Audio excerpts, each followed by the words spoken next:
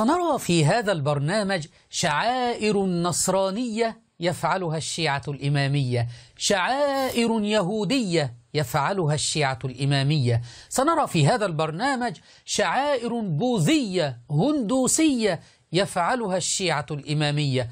ومن لم يفعل مثل هذه الشعائر يكون عند هؤلاء المعممين ليس حسيني، أي لا يدخل الجنة. الذي لا يؤدي بعض الشعائر الحسينية ليس حسينيا. ليس حسينيا يعني ماذا؟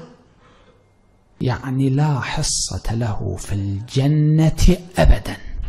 يعني لا حصة له في الجنة أبدا.